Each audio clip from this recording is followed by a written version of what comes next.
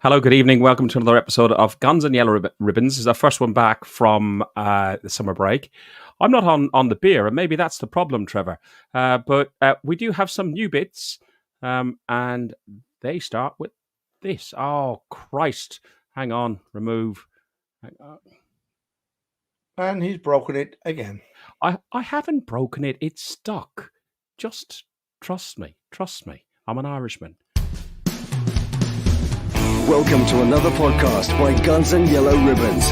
This is your Arsenal podcast by Arsenal fans for Arsenal fans. Enjoy the show.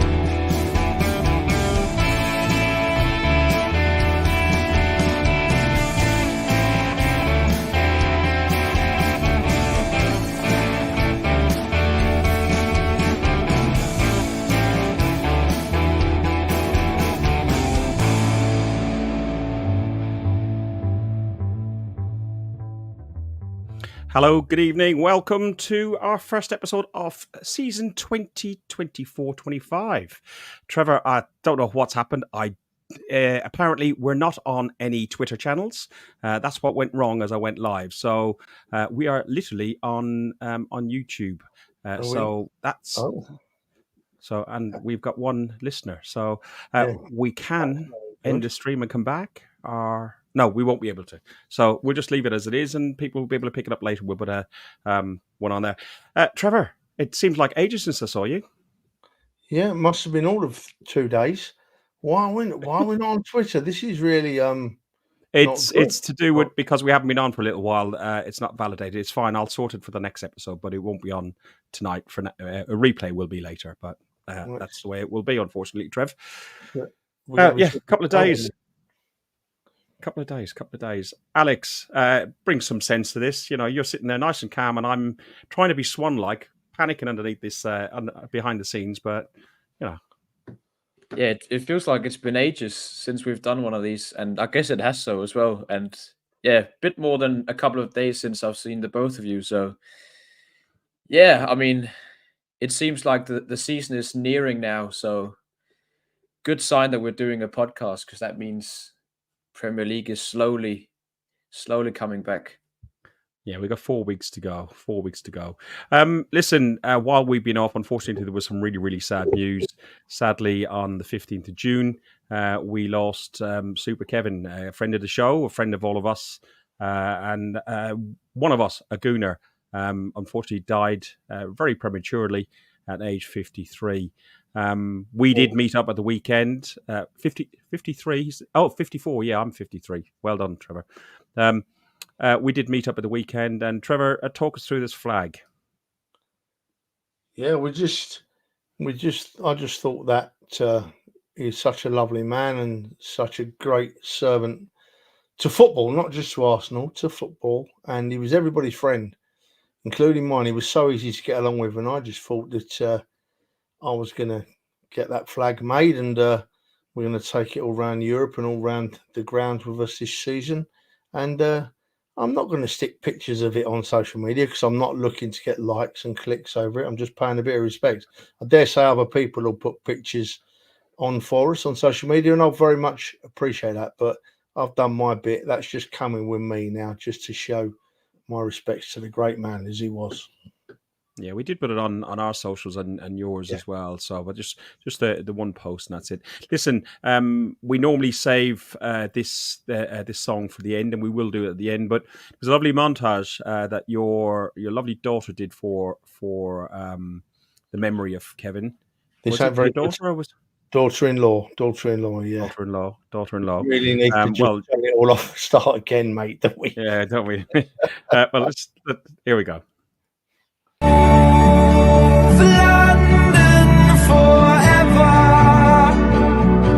Whatever the weather, these streets are our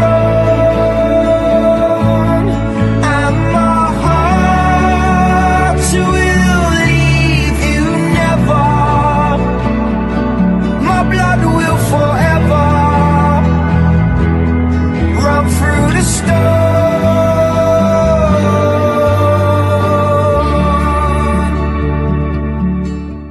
Rest in peace, Kevin. Rest in peace.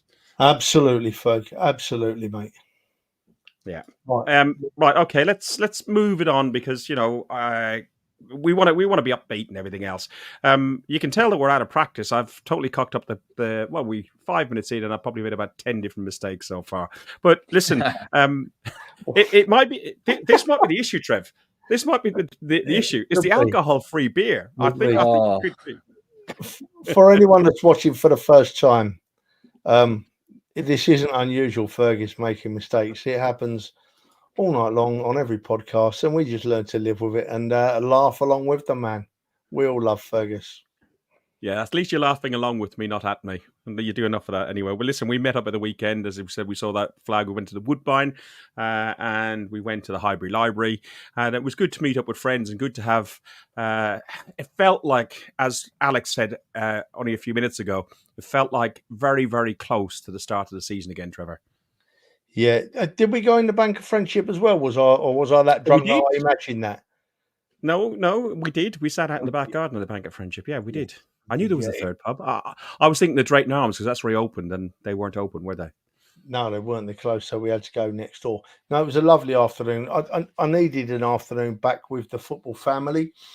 We got drunk apart from Fergus, and we talked about football, and we loved each other, and yeah, we just generally had a good time, and I enjoyed every second of it. I needed that. It was long overdue, and I left there. I'd had a few beers and I was all right. I wasn't too bad, but got on the train out of King's Cross going home and it stood still for 40 odd minutes, stuck in the middle of nowhere. So I made use of the first class beer beverages and topped off nicely and fell off the train when I got back. My missus picked me up, but yeah.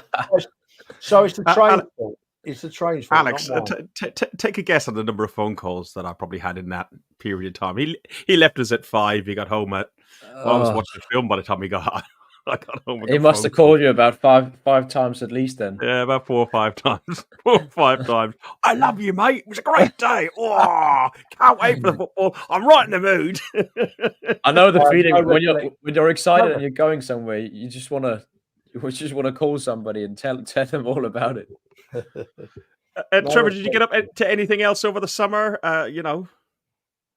What have I done over the summer? I've done a bit of work on the house. Not been on holiday yet. Got to wait till next month for that. Going away for the missus' 50th, which means I'll miss a couple of games at the Arsenal. But I can live with that because it's not every day your missus is 50. So we're going away. That's about it. I ain't even got a suntan, to be honest. Just been working on this new house that we bought just before Christmas.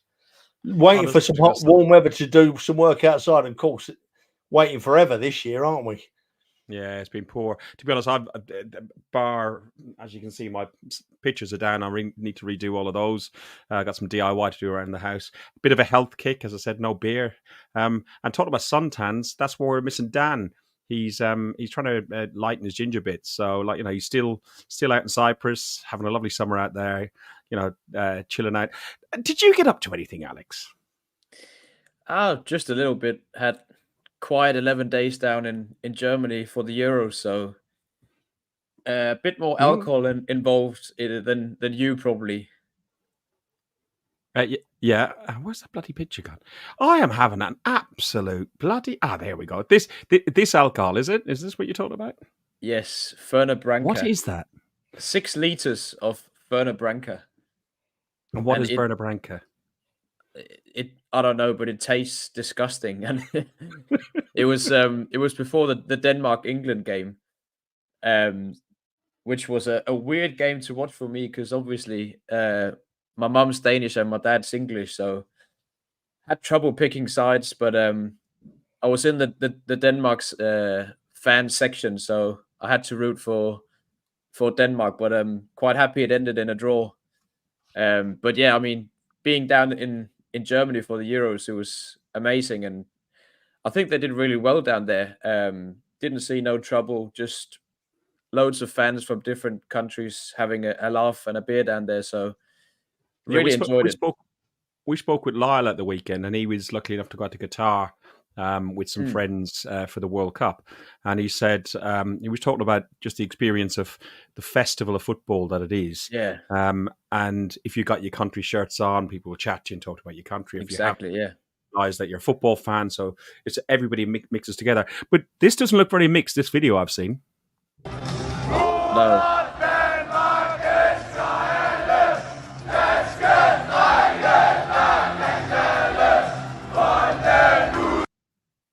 That's from that was from Munich. Some people remember when Arsenal played, we all went to the Augustiner Keller. So that's from that same place where there was must have been thousands of Danish fans gathered there before the last group match against Serbia, where we needed a draw to advance, and luckily we got that. So yeah, good atmosphere down in Munich.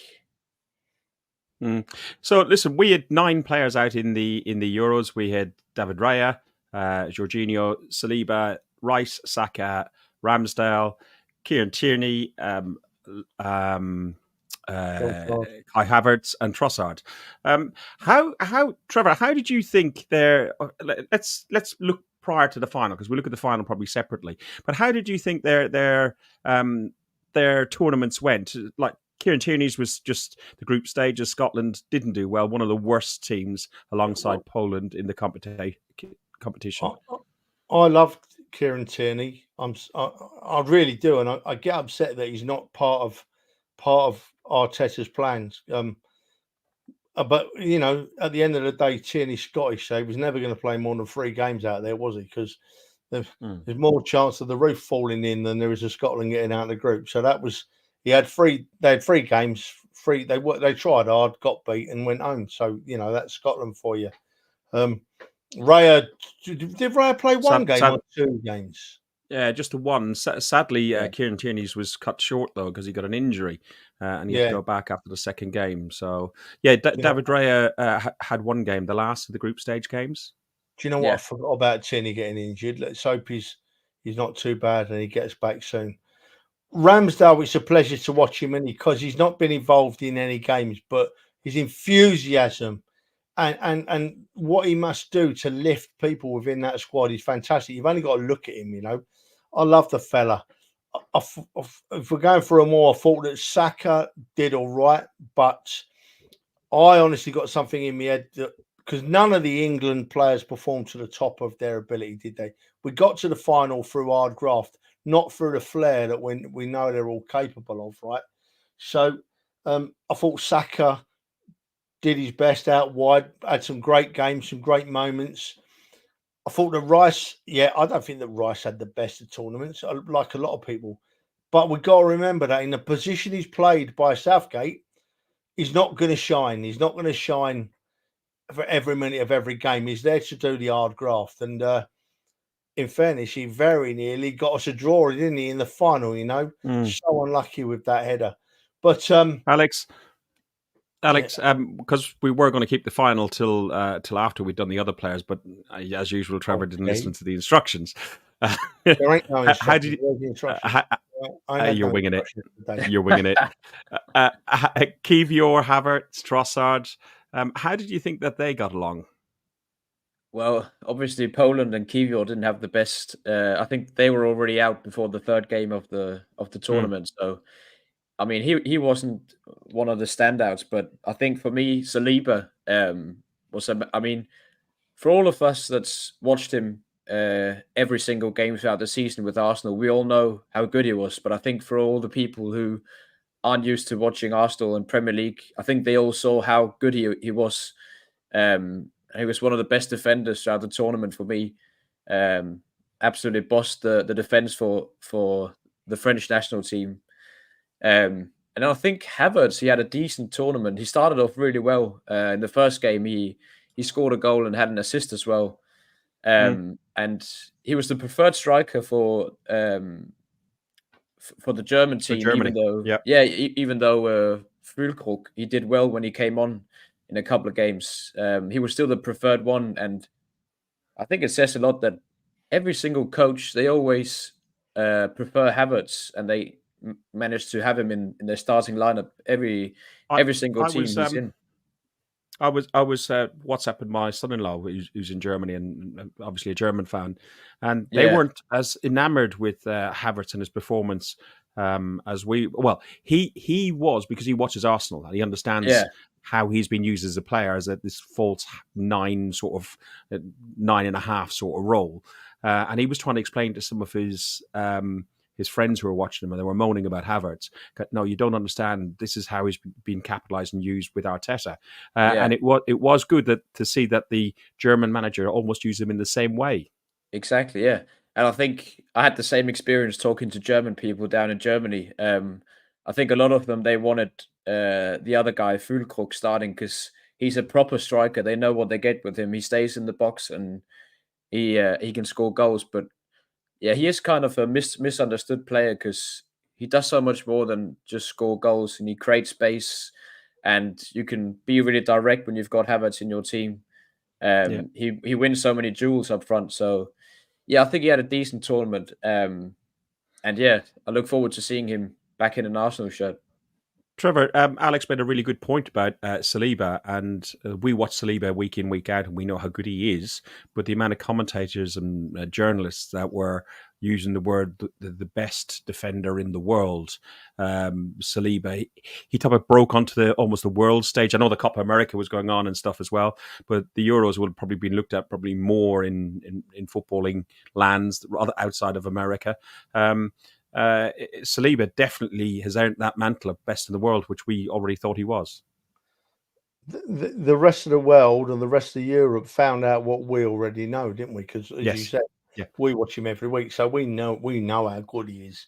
They've not obviously not watched him every week, and the tournament came along and he showed them just how good he is. And he could easily be the best in the world at the moment, couldn't he? You know, when you look at him play, he's just the time he has and the quality he has and the space he makes, and he finds his players with his outgoing pass. You know, brilliant. Yeah, I wouldn't. Well, much like I say about Saka as the young player that I always said that I'd never swap him for anyone in that position. I can't think of anyone that I'd swap Saliba for. No one. No, I can't. I can't either. Although somebody who did have a very good game for England was Gay, the Palace player. I thought he was outstanding. Probably one of the finds of the tournament to a certain degree. Last player, I suppose we should talk about before we go into the England and Spanish players in a little bit more is Trossard. I don't recall seeing very much from Trevor. Did you see much of Trossard, or did you recall? I know Belgium looked like, as always, they're flattered to deceive, and they come with so much promise, and they're just like a chocolate that melted in your mouth within about 10 minutes. I absolutely can't comment on because I can't remember watching a Belgium game, so absolutely not. So Alex? Yeah, I mean they had a pretty poor tournament. He started in the first game, Trossard, and then had a pretty poor performance, and then didn't start in the next game. Where they won, and then he started in the third game against Ukraine, didn't do well, and then they lost to France and went out where he didn't really play. So he came into the tournament in big form, and I was expecting quite a lot from him, but yeah, just never really made an impact in a poor Belgium side. Let's look at the final then. We had in the squads, you had both our keepers, Ramsdale and Raya. And we had Saka and Rice. Raya, obviously, the victor.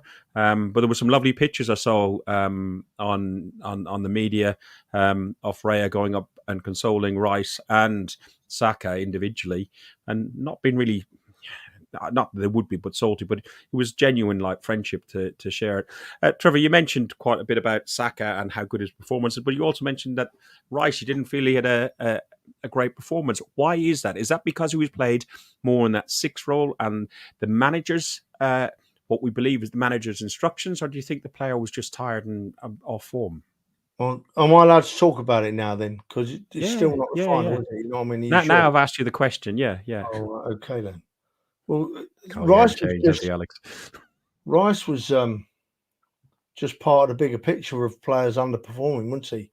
None of the England players actually stood out and shone, did they? They all had good periods. Saka had some great periods. I thought Cole Palmer looked good when he came on, but none of them had a whole tournament of standout performances. And when I look at that, I can only think that it's the way they've been told to play, or the the way they've been told to conduct themselves, because it was confusing that we didn't grow into how we got to the final. I don't know, because we didn't even grow into the tournament. We kept this level right the way through, whereby we just scraped games and it didn't come off against Spain. I thought that Rice was played very deep and he's never going to shine there. He did have a couple of bad games, though. He gave the ball, I can't remember what game it was, but he gave the ball away a couple of times in one game when I thought, well, blimey, that's not good. But yeah, so I don't feel like I should be picking out Rice, because I think that they all had good and bad moments, but no one actually stood out really, really a long way. And while I'm on it, I'm going to say it now, right? I can't believe I'm going to say this. I actually felt a bit sorry for Harry Kane at the end of the tournament, right? I genuinely did, because he was well off it from the first game. I mean, he weren't just playing poorly; he weren't in the game, well off it. And I think that Southgate was loyal to him, right, because he's his captain and that. But I think that loyalty from Southgate was a bit misplaced. I think he'd have absolutely done Harry Kane a favour if he hadn't played him in the second game after a really bad performance. You know what I mean? And he dropped him and let someone else come in and have a go, and then used Harry Kane off the bench if he needed him. I honestly felt a bit sorry for Kane, because with the form he was showing, he shouldn't have been playing in that side. And Southgate played him all the way through, and I think it was the right thing to do. I think dropping him for a game would have been a good idea. The game that he should have dropped a lot of players for was when they were already through. After they got through against Denmark, they're guaranteed to go through whichever side of the draw they were going to end up in. But that was the point where they could have easily started Watkins or Tony, and then if needs be, bring on Kane afterwards. I do recall Kane in the semi-final where a ball he was. Saka wasn't where he normally was, and a ball went out that way, and he had to start to run towards the corner flag and get the ball. It was like somebody had put concrete boots on him. Alex, who stood out for you in the England side, and what did you think in particular of the Arsenal players in that England side? Because Raya didn't have a huge amount to say in the tournament. Yeah, I think they did okay. Rice and Saka, obviously not on the same level that we're used to seeing them in an Arsenal shirt, but I think Saka did all right, and he had a special moment against Switzerland, of course. That was very special. Again, we've seen it many times for Arsenal, but seeing it on the biggest stage in the Euros, that was special, and I think a lot of Arsenal fans were proud when he scored that goal. But yeah, I don't think Rice... It was weird seeing him play for England the way he did, because usually he never makes a mistake, especially on the ball. And he made a lot of misplaced passes also in the final. But I think it might be a combination of obviously the system that Southgate was playing, but also the pressure from the English nation. I don't think any of the other... But France has that pressure. Germany has that pressure. Italy, to a certain degree, had that pressure. Even Belgium have that pressure. Okay, maybe less so now as they're a fading side. But these big European sides have that pressure. Denmark, Ireland, Scotland. Ireland didn't even get there. But those sort of sides don't really have that pressure. So these players, you don't think that pressure wasn't on Deschamps and his side? They went in there as clear favourites. It was England and England and France the whole way through. England was the biggest favourite before the tournament. But I do think... I mean, England, they've had some of the best players throughout the history of football. Why is it that it can't just be down to the coaches being bad? So why haven't they won anything since '66? It must be... You've only won one tournament in 130 years. But Trevor, this is an interesting conversation, and we won't go into it for too long. But I've had a similar conversation with Rory, my brother, and I've even had it with Dan, Capo Dan, on the WhatsApp groups. People say blame Southgate. And then people say, well, no, the players got to be accountable for something. And then you look at the collection of players you've got. You've got Man City players in Foden. You've got Arsenal players. You've got all. You go in to look at the squad that we had. It was absolutely an outside that England had. It was absolutely outstanding, and they perform at the top level in the Premier League. Yet again, when they're put together as a collective under the coaching of Southgate, who I actually like. I think he's a gentleman and everything else, but I don't find him very inspiring. Who would you, in your opinion, say is more to blame? Is it down to the players or down to the manager? Look, right. Firstly, Alex, that Saka goal, I called that. As soon as he came inside on his left foot. I can remember saying to my missus, I was like, goal here. This is his signature move here. Cut inside, bang, beautiful goal. But Fergus, right? It's a really interesting conundrum, isn't it, about this performance of the England side? Because we know we've got high quality players in most areas of the field, right? From 1 to 11. We really, really have. And they've not performed, right? So why haven't they performed? Are they tired? Well, if they're tired, they should have been more substitutions made and there should have been more rotation. So I'm not buying that they're tired. I'm thinking, are they playing the way they've been told to play? And they are worried about expressing themselves, right?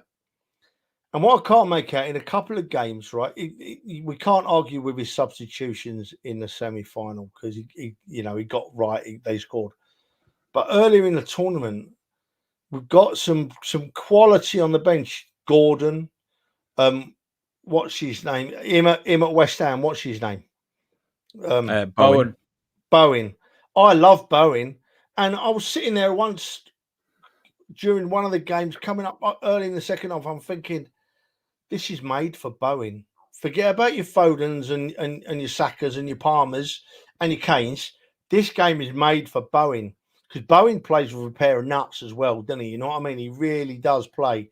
And so if they're not playing right, then, he's not changed the team much. Only one or two, Watkins and Palmer.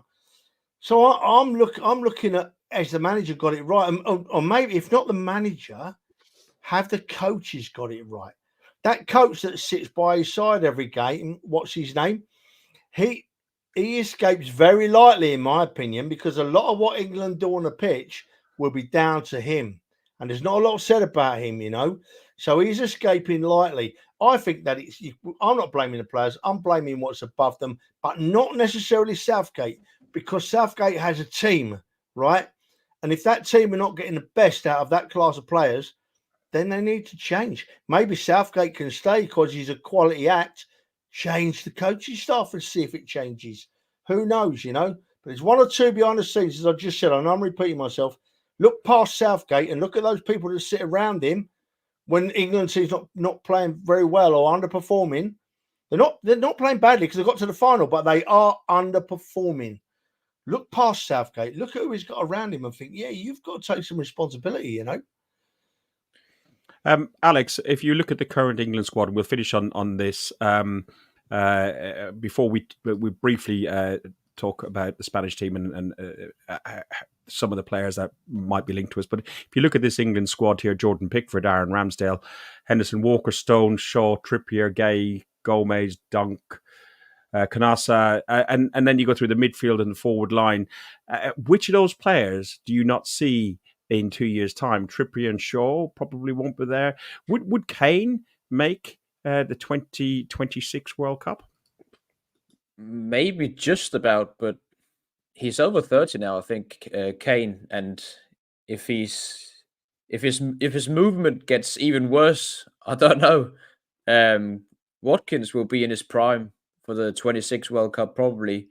He was one of the best strikers in the Premier League last season. Yeah. So I mean, he might get the nod up front. We might have a younger player rising through the ranks, probably probably not realistic in only 2 years, but yeah, Trippier won't be there. Shaw probably won't be there. We'll see with Kane. They're probably the three players, but I mean, it's a young squad. There's loads of talent in there for the next 5 years at least. When you look at the starting lineup, Stones will be there, Gahey will be there. Carl Walker probably too old in 2 years' time. There's many good right backs, as we know, in England. I can see Adam Wharton being in the starting lineup. He's a brilliant player. I'm excited to see him in the Premier League next season as well. But it's just crazy because, I mean, you can say, yeah, he's made some bad decisions, Southgate, and he has because, I mean, I don't know why he didn't bring a fit left back. Very much so, yeah. That was mentioned in the chat. Yeah, I mean, that's a weird decision for me. But when you look at the coaches, there's been some top coaches for the English national team throughout the last, let's say, 60 years. I can't wrap my head around why it can't all be down to bad coaching because they've had the best players in the world. When you look at the squad 20 years ago, I think it's probably squad. getting it. I think it's probably trying to get the absolute perfect match, and there have been managers like Bobby Robson and Terry Venables who were great, even who have been great man managers, and sometimes didn't have as good of a look at the attacking lineup that they've got in there and the midfield that England had in this tournament. I don't think they had as good a squad. I think that's probably one of the best England squads, bar was it? Well, would it have been better, Trev, than the Beckham and the class of '92? A lot of Man United. The Beckham, Scholes, Frank Lampard, Gerrard, Owen, Rooney was probably up there as well. Yeah, but none of them won anything. Same as this time, So I honestly class them all in the same. They're all in the same hat. They've all promised, but they've not done it. They've not actually managed to finish the big job off. And we've had some. You look at the Beckham era, and and we've had great players. This isn't the first time that we've gone into a tournament thinking, well, we've got a right chance here. There's a serious chance. I mean, because anybody that didn't think we had a serious chance before the start of this tournament was looking through rose-tinted glasses at another team, because we had some. Look at you don't even need to put the list up again, Fergus. We don't even need to read down the list. We know that we were packed. We were packed with class game-changing players on their day, right? Game-changing players. And not one of those players put in a game-changing performance. Apart from, do you know what? Matthews put a comment on here, right, boys? And I was going to come to it in a minute. I've got it written down to talk about. I never used to rate Pickford, but I tell you what, last night what a game he had last night, Jordan Pickford. He had a blinder. He kept England in the game. Yeah. 2 brilliant saves, commanded his box, collected his crosses. Absolutely. For me, it was my man of the match for England last night. Would Pickford get Pickford was the number 2 in the Golden Glove in the Premier League as well, behind David Raya. But would Pickford get into a Man City team or an Arsenal team with that? Because there's going to be a change in the guard they're talking about with Southgate probably stepping down. So a new manager comes in with a new style. If it was, say, one of the foreign managers like Klopp or even Pep, if they could, because England have got the most money than any other team probably outside of America, because they can just chuck money at everything. But would you see Alex Pickford getting into that type of team where you need to be a sweeper keeper? Because I don't think his distribution is good enough. I think he's a good sweeper keeper, but he's not as good as the likes of Edison and Raya with his feet. I wouldn't be as comfortable with him being that much on the ball. I think he's good at coming out and sweeping the ball away, but like playing passes out the way Raya does it, I wouldn't be as comfortable. But he's a brilliant shot stopper and a brilliant keeper as well, and he showed it for many years now on penalties as well. And as we've seen when we've been at Goodison, Trevor, he's great at the shithousery, isn't he? That penalty with the shithousery was amazing. Ferg, listen, we don't need a Jordan Pickford at Arsenal, right? We don't need Jordan Pickford at the Arsenal. But I wouldn't, if he'd come to the Arsenal, I wouldn't have been fed up about it. I'd have been quite happy about it, He's a good goalkeeper, and I'm not going to knock him out. I'm not going to fault any of him, because he absolutely kept us in that game last night. Absolutely kept us in the game. This is another interesting comment from Georgia, Fergus. Right, so what you want? Southgate has been the most successful manager since Ramsey. However, he just can't take them any further than he has. Let's be grateful for him taking us forward. That's a really good comment. It's really respectful and Yeah. somebody understanding exactly what Yep. Southgate has done. I like Southgate. I think he's a gentleman. I think he's worked well with the FA and with the players. All the players can't say a bad thing about him. But yet again, the media and everything else like to jump on him because he's not this dynamic. He's not Mourinho. He's not Klopp. Given all the clickbait stuff, I think. So well said, George. Yeah, very well said. And do you know what, George? The only thing I'm going to say to that is, as I just said, so I'm not going to dwell on it because I just spent a couple of minutes talking about it. It's not just Southgate, that plans those games and picks those sides and sorts those sides. Southgate's the name. Southgate's the face. Southgate takes the comebacks. Southgate takes the plaudits as well, admittedly. But there's a much bigger picture behind the scenes than Southgate, I don't know. Are you finished on that point, Trev? Yeah, but you've got to move on a little. Finish off your last thoughts on the England thing, and then we'll move on. Alex.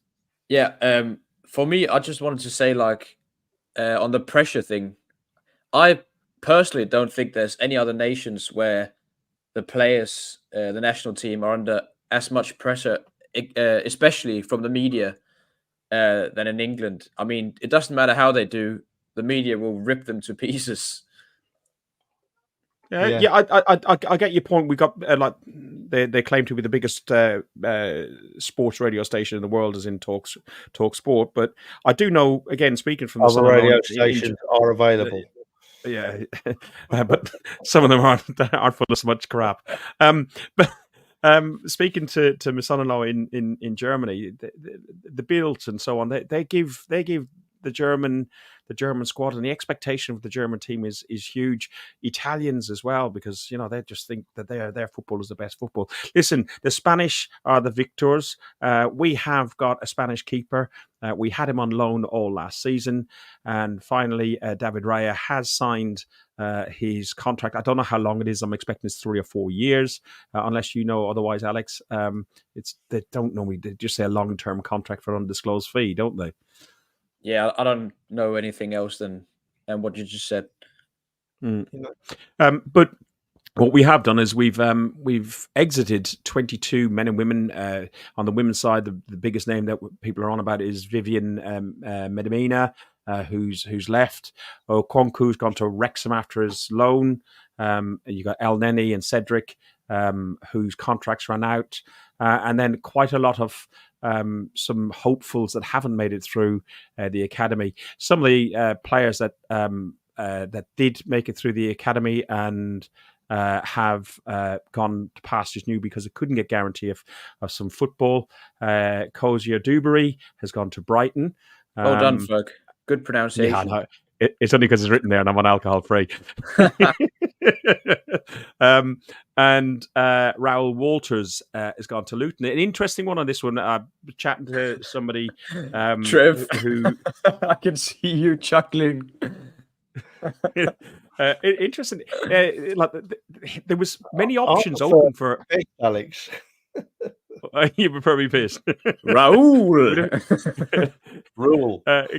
Raoul. Ruling. Okay. Rule. Yeah. But interestingly, he got offered many places. Palace being one, Anderlecht being another, and he chose Luton. Trevor, do you think, going to Luton? Yes, they were Premier League last season. They got relegated. Unlikely, I would have thought that they're going to come back up this season. Could he just end up bouncing around the Championship and falling down the ranks? Who knows? Maybe he didn't want to go abroad. Maybe there's bigger picture. I wouldn't know, Ferg. I can't answer that. I just wish every one of them all the best. Those people. And do you know what? I was talking to some Wrexham fans on social media last week, right? And I think they had a Okonkwo on loan last season. Yeah, they did. And they are over the moon. It's not an exaggeration to say they're thinking that's the signing of the century. They can't believe that in their league they've managed to sign him on a long contract. Amazing. They are over the moon. I wish him all the very best. Ferg, before I forget, can I change the subject a little bit? Right? I'm talking specifically about players, right? I just want to talk for a second about the Spanish right back Cucurella, right? What happened? I mean, every time I've seen him play, it has been absolute dog crap in the Premier League. I've never seen him have a good game. He looks weak. He looks slow. He can't kick a ball. He put that Spain shirt on. He's had the tournament of the century, isn't he? Hey, what a player he's turned out to be. What's going on there? So this is the comparison I'm making here is, and a couple of people have said it in the comments, right? The Spanish international setup seems to take their players and lift them into playing as an international team, right? As a group. Whereas at England, we seem to have all this talent. I mean, breathtaking talent of England. But right? you could translate that into other teams as well. You just have to look at the Albanians. I'm making a rule this season. I'm making a rule this season. You stop cutting me off, Fergus Keating. I'm not cutting you off. I'm not cutting you off. I'm having a conversation with you. I'm having talking about Albania. I'm talking about the best players in the world, and you're talking about Albania, man. And if you didn't cut me off and interrupt, you might find out what my point is. My point was that the Spanish team played as a collective, as a team, and with a joint goal, and played with a bit of heart and a bit of passion. The likes of Albania, the likes of Georgia, the likes of Austria and Switzerland, not necessarily the best teams in the world, but yet again they played collectively and played to their strengths, which was in their heart.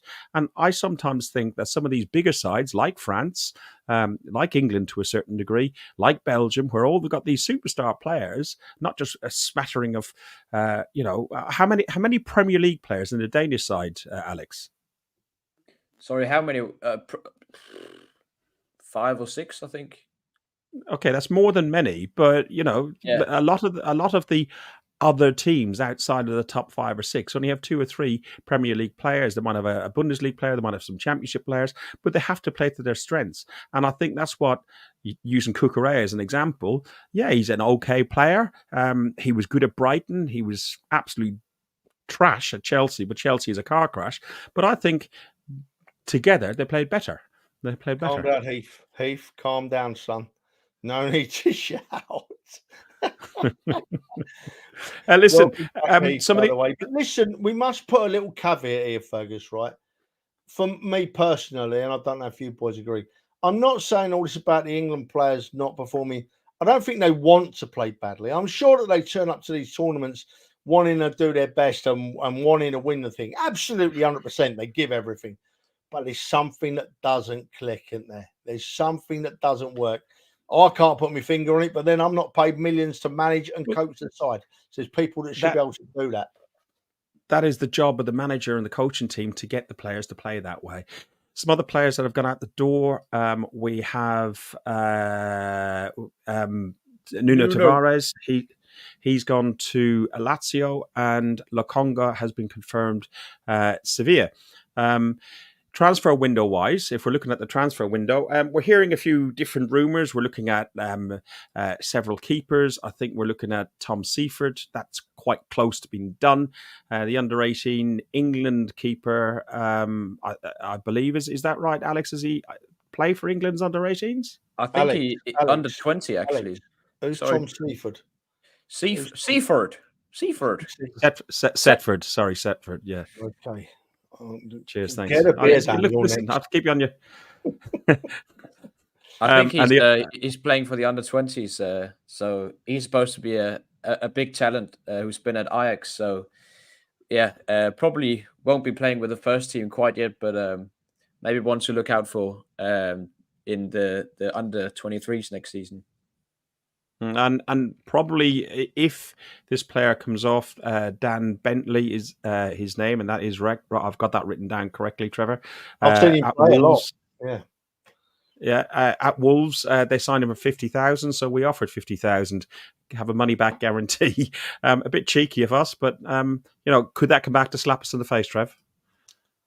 What do you mean? Not? Bentley would only be second or maybe third choice. He's a good goalkeeper, but he's not a Ramsdale or a Raya. I've seen him play. He played at Southend for quite a while. I saw him play there a few times, and he was in that league. at that level, he was a high quality keeper, played really well, earned lots of plaudits, deservedly. He's been to Wolves, he's not stayed there long, so I would think that he'd only come to the Arsenal as possibly a second or a third choice goalkeeper. And Kivior possibly linked to Juventus. Is it Juventus that Kivior is linked to, Alex? Yeah, I think both Juventus and some of the other Italian clubs as well. He's been linked with a move back, but I think that's quite dependent on who we bring in, especially the Italian guy Calafiori. He's a very similar profile to Kivior, but I think he would be an upgrade. From what I've seen, he's a very good defender, but then he's very good on the ball, and he's played left back as well, but now moved into playing left centre back and took Bologna. So where do you see him fitting into the Arsenal? Well, I think he can cover for Gabriel, and then he can play the left back as well if he wants a more defensive setup with how we've seen sometimes where he's played Tomiyasu or Kivior at left back. I think he can fill that role as well. So I think he fits the profile of a versatile defender, which we know he likes, a player who can play multiple positions. But I think if he comes in, certainly one of Kivior or Zinchenko will have to go, because then we'll have too many left-footed defenders. How old is Kivior, boys? Sorry? How old is Kivior? He's still young. He's 22. He's 24 now. Oh, I think 24. He's worth another season or two. I do. I see. Definitely. I don't think it's. He's good, yeah. Yeah. When I see him play, I don't see a player that hasn't got the ability. I see a player that lacks the experience and gets caught out at times. I think there's a lot of ability there. I'd like to see him stay. I would, to be honest. And Fergus, this is an interesting question from Heath again. Looks like Heath's calmed down because he's not shouting now. Thank you, Heath. I don't know what's happening with Ramsdale. Do you? No, I don't know what's happening with him, but I hope he stays. But I can't see him staying as a number 2 keeper unless he's going to get some guarantees of cup games. And I know we'll talk about it probably next week about expectations for the season in the next couple of weeks, but expectations for the season. But I'm hoping this season that we do actually. Not that I don't think we ever didn't take them serious, but we take the FA Cup and the League Cup a little bit more seriously. And there are the opportunities at least for Ramsdale. But I'd also, we could have done it with Ramsdale and Raya between the Premier League and Champions League last season. He is a good keeper. I think his confidence was knocked a little by everything that went on. And if we're going to keep him, we've got to play him. I don't think he'll just sit there. There is talk because he was seen in Wembley Stadium in with the Southampton fans. There's talk with him being linked to Southampton and moving there this summer. So there is some talk about that. So if he did go, does that mean Hine is number 2? Not good enough. Is that Bentley got to be number 2? Not good enough. But it's just trying to find that type of level of player that's willing to sit in the bench. Like you either need an older keeper, a bit like we mentioned. Okonkwo at Wrexham. He came in to take over after Ben Foster, who went towards the end of his career. Went there. I've watched the We Are Wrexham documentary. Really, really interesting, actually. But it wouldn't be a bad thing to get an older keeper like that to step in behind Ray as a number 2, somebody who's got the experience. Alex, any thoughts on the Raya situation? Well, I think, what Heath's saying, he's got to go for big money, and I think that's the problem. I think we value Ramsdale quite highly, rightly so, because he's a brilliant goalkeeper, and he's on a decent wage as well. And, it takes one of the big clubs needing a new goalkeeper for Ramsdale to go, because the previous goalkeeping sales we've seen, Ederson, he was bought for £34 million, and he's the 4th most expensive goalkeeper ever. So, and I think Arsenal fans would say we'd want something similar to £35 million. And it's probably just difficult seeing any. I can't see what club would spend that amount of money buying Ramsdale at the moment. So I think I mean, it's difficult to see. I can't see what club he'll go to, and I can't see us selling him for less than No, £25 million. no, we paid So 25 million. Trevor, it does make you think, though, what the hell was going through somebody's head when we offered Ramsdale a new contract in June, and then we take Raya in on loan for a year because of FFP, PSR, whatever you want to call it, with the view that he was going to be number one. What the hell was going on in Highbury House for them to make that decision? Who knows, Ferg? Who knows, mate? But so how long has Ramsdale got left on his contract? 2 years? 2 more years. Yeah. 2 more years. So they're not forced to sell him this window. But if I was Ramsdale, I'd be saying to Arteta, look, you obviously fancy Raya more than you fancy me. I'm an England goalkeeper, and you need to let me go. You need to get away. If I was Ramsdale, I would honestly be pushing for a move away, looking at the bigger picture of my career. We know for a fact that Ramsdale loves being at the Arsenal. He loves playing for the Arsenal. His family love being around the club. But at the end of the day, these footballers have a short career, and he's got to think about himself. And as I said, if I was Ramsdale, I'd be pushing for a move away. I think that and then in that case, we need to get a quality number 2 in. But obviously, we're not going to get another Ramsdale. I'd love Ramsdale to stay, but if I was Ramsdale, I'd be pushing to go. Yeah. One final player that we've been talked to, rumoured bit, who's European champion now, Moreno, formerly at Newcastle, now at Real Sociedad. He's played 45 games for them last season, scored 8 goals and 5 assists. This would be a proper number 6 to allow Declan Rice to move up the pitch into that 8 role that he's played for us, Alex. Would also probably mean that Thomas Partey will be departing. yeah, I think we definitely need another player, and he fits the profile of a 6. Because for me, we can't really rely on Thomas Partey being fit for a whole season. I mean, we've never seen that before, so can't really rely on that. So I think it's important to bring in another player who can play the 6 role, and I think he fits the profile well. He did well in the Euros as well.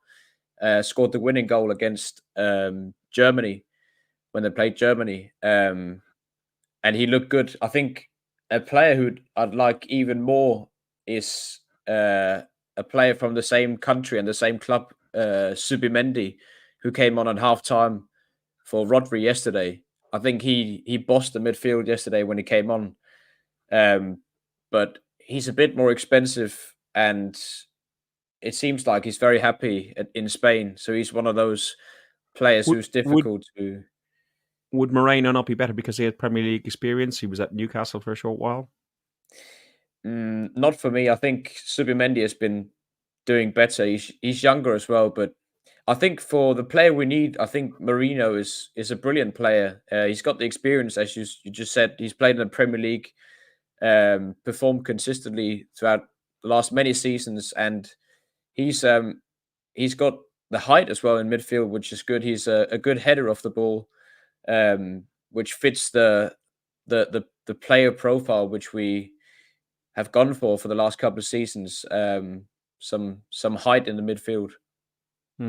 Trevor, I know you don't really do transfers as such, and you're a bit like me. You wait till you see them in an Arsenal shirt. But what key areas would you like to see cover in then, if we finish up on the transfer window? You see, we mentioned, well, you boys mentioned Thomas Partey there, right, about him leaving. There's been no word of it, has there? But I just look at Thomas Partey was injured for long periods last season. But when the chips were really down, at the last 5 games of the season, when we really needed to perform, when we needed to be at our best, when we needed to keep the pressure on Manchester City, Arteta turned to Partey. He played every game. So Arteta must rate him very highly. He wasn't playing him to put him in the shop window, not at that level, not at that league. He was playing him because he thought he was in our best 11. So is Partey going to go? I've not heard any whispers about it. I don't know how long he's got left on his contract, but He's in his last One. year. He's on 220 grand a week. He's on big money. As Alex said, his fitness levels are poor. Forget about all the other stuff a couple of years ago. Oh, that seems all to have died down. The only time we're going to get money for him, is now. Ferg, there's a massive but there. There's a massive but. You can say all those things about him, and they're all correct, right? But the fact of the matter is, when the end of the season came last year, as I just said, when the chips were down, when he needed his best 11 on the field, Thomas Partey played the last 5 games, and we won them all. Only because he was fit for the last 5 games. He was unfit for more of the games than. But if he's not able to maintain his fitness, as good as he is, because he is one of the best in the position that he's in, because we've all seen it when he plays, he is a very good player. But if he can't maintain his fitness, it doesn't matter what he's on. Like the other thing is as well that was mentioned. Who says he can't? Well, he does because he maintain his fitness now. He's back. He's had his injuries. Who says he can't now maintain? Okay, let's go into the next season. But I also think that he was offered a new contract on more flexible terms in the sense of lower basic, more about performance and playing time and something, and he wasn't going to take it. So there are links to him to Saudi Arabia, etc. Pre-season has started. It started not yesterday, the day before, Saturday, wasn't it? Bournemouth, because we planned poorly. We should have got a Boreham Wood for beers and what's the football. Arsenal won 4-2 with the under-21s. There was minutes for players who I think will probably feature at some point on the bench for us. Lewis Kelly, Nyanweri and Patino. They all got 46 minutes each, and Nyanweri actually scored the 4th goal. Of those players, Alex, do you see those 3 that I mentioned getting minutes for the first team? I think Nwaneri especially is probably one of the ones to watch. I can see him. I mean, he had his debut when he was 15, didn't he, against Brentford in the away game. So he's one that's featured a couple of times. I think he came on last season once or twice as well. So obviously the club's seen something in him, and he's got a massive talent. So I think we'll see him feature in some of the cup games this season. And I think it's important to show a pathway for some of the young talents, because it's difficult when you've got such a talented squad, which we've got at the moment. And that makes it difficult to keep some of the talents, because, I mean, the competition to get into the squad is massive. But we need to show them the pathway and give them some game time and build some value, so we can sell off some of the talent who doesn't quite make the cut, like Chelsea have done and City have done over the past years, whereas we've sort of just let them go on a free, like Kosher Dubry, who's a brilliant player. Shame we couldn't get any money for him, because you can clearly see talents there, and I'm quite scared to see how well he's going to do at Brighton. Walter's the same. Hopefully that won't happen with the likes of Nwaneri and Miles Skelly and some of the other players. Other games that we've got Bournemouth in America, then we've got Man United and Liverpool, and then there's the Emirates Cup, which is split over 2 days, which is Bayer Leverkusen on the Wednesday night and Olympic Lyon on the Saturday. Trevor, are you going to any of the Emirates Cups? No, I'm missing them, Fergus. The only game I've booked is the under-21s are playing away at Lincoln City on the 3rd of August, and that's only. You're going to be in the Cop end, or where? I'm in the posh seats, Fergus. So I shall have to. No, you don't say. Dress appropriately. I'm going to do my hair and go in the posh seats and watch them from there. But I'm looking forward to that. I like to watch the youngsters. I don't get to watch them often enough because I'm too far away. If I lived down in London in that area and I was closer, I'd get to watch them as often as I possibly could. But no, so the only one, as I say, the only one I'm going to is August the 3rd at Sincil Bank at Lincoln, the under-21s. Looking forward to it very much.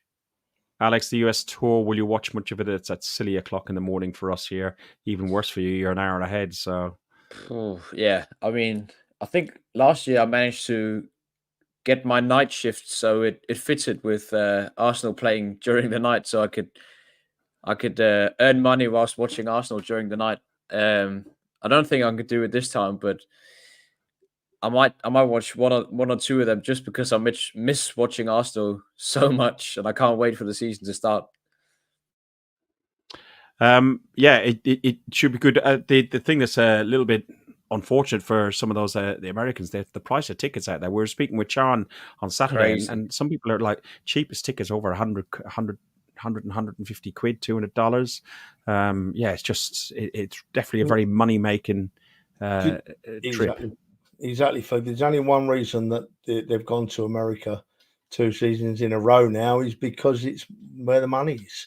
Where the money is. I know a few loyal Arsenal fans that do these trips that are going on next one. So just want to take this opportunity of wishing them a safe trip to America and enjoy it, and just say that yes, I am indeed extremely jealous that I'm not going out there on that trip. These trips, they are a little bit above me. So yeah, but stay safe out there, boys. Listen, thank you to everybody who's tuned in. There's not as many tuning in on YouTube as we did. I know it's the summer holidays and everything else. Plus, I cocked up, or the platform cocked up, so we haven't transmitted on the Twitter platforms as well. But if you do see what we post on Twitter when we post up the link, please, if you can, share and retweet it for us, and also make sure you subscribe to the channel. Trevor, it's almost like riding a bike with stabilizers again. I think I've taken one off by the end of the show. No? You've been on a bumpy road tonight, Fergus. You've not been on the motorway. You've been on the worst of the B roads, mate. You have, like an old Irish tractor chugging down the country lanes. Look, right. It's I'm so excited for this season.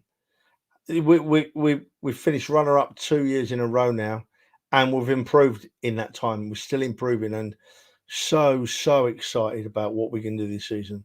We're going to be right up there, and I just thank Arteta and our owners who are putting their money where their mouth is now after we had a rocky start, and I'm going into this season full of hope, which once again is a pleasure because it's only happened the last couple of seasons that we've had any hope at all. So we've moved forward. Folks, just before we go, right, I think it's only fair that I just want to say a couple of things, mate, if you don't mind, right? Firstly, I worried about the standard of the English referees that were going to the Euros. And in fairness to them, I thought they had really good games, really, really good performances from our referees. So I'm interested to know, I know we're not going to discuss it now. I don't think we can. I'm interested to know what's the difference between reffing in the Premier League and going to the Euros, because they looked like different sets of officials completely. And I want to finish on the England fans, right? The media, the red tops and the cheap media love to find an England fan fighting and highlighting it. It may be the only one fight that ever happens in about a month of the competition, but they'll find it and they'll put it all over the media. And it's clear from the lack of attention that England fans have behaved impeccably, as they always do. They just found fault in, So I'm proud of the English fans. Just come on, and we need to find out what is going on, why we don't take these performances. We're not going to go back onto it, but I'm sure we'll get to the bottom of it. But I'm just excited. Come on, bring this season on. Where are we going to finish, Alex? Where are we going to finish, Ferg? Are we predicting yet? Yeah, no. We're doing that. We're doing that. We're slowly getting back into it, closer to the time. We got 3-4 weeks before the season starts. So, like, if you talk about everything now, we'll have nothing to talk about. Just talk about the same old crap. We sound like Talk Sports if we keep on talking about the same stuff all the time. I'll give you the same answer. I'll give you the same. Will you stop swearing with that name of that radio station on here? Hey? Alex, you're going to come back. You're going to come back. Go on. Yeah, just obviously because I was down there myself, so I can back what you just said, Trev, about the English fans. A lot of the Danish fans were mocking the English fans after the game, singing some songs, and I didn't see a single English fan react badly to the songs, and everyone just had a laugh, and yeah, it was just nice seeing the English fans being happy and no trouble at all. And it seems like that's the way they behave throughout the most of the tournament. So obviously they've got a bad name because of the media and how they always manage to dig out some of the less good stories. But from what I saw down there, they were brilliant. You know, it was really interesting to watch from afar and everything else. Watching the Scottish, when the bagpipes went up the streets of Munich, and there was 8 or 10 bagpipe players. I thought it was brilliant the way the local Munich people welcomed them and everything else. And then that song, the Dutch song, running through our brains all this summer has been absolutely wonderful. The Dutch fans, in the main, have been wonderful. Bar, we have seen, and I'm sure all of us have seen the Dutch fans that attack the English in the bar. But what we've seen that on social media. But going back to what you said and what Trevor said, the media didn't pick up on that and talk about that. But if it was an English fan, it would have been all over the media. And I find that's the thing. Cool. You'll always get the few idiots, and they're the ones the media will portray as they'll generalize and say that's the English fans, or that's the.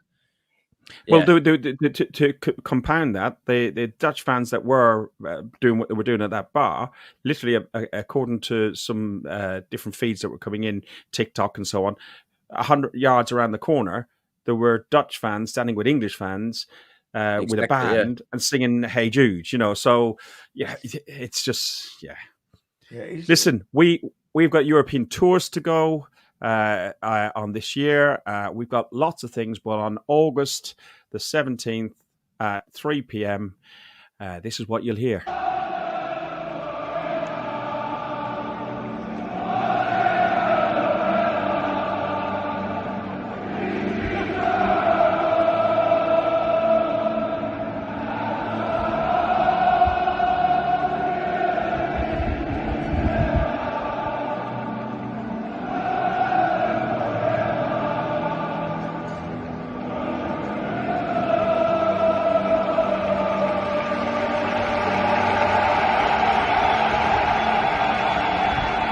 I cannot wait to hear that being blasted out by the fans in the Emirates Stadium. We'll all be there. Yeah, goosebumps. We'll all be there for that game.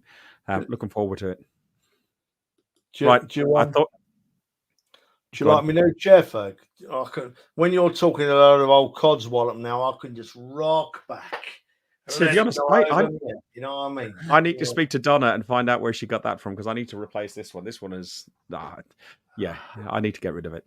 Listen, it's been great. Thank you very much. We will be back next week. Hopefully, I'll get in the groove a little bit, because I literally got into work about 10 minutes beforehand. As you can see, still in the work clothes. Stop with the excuses, Fergus. You're just no damn good, and you know it. Stop with the excuses. Thanks for listening to Guns and Yellow Ribbons, an Arsenal podcast by Arsenal fans for Arsenal fans. Follow us on Facebook at Guns and Yellow Ribbons, or Twitter at Guns and Ribbons. And remember to rate and review us too. Up the Arsenal.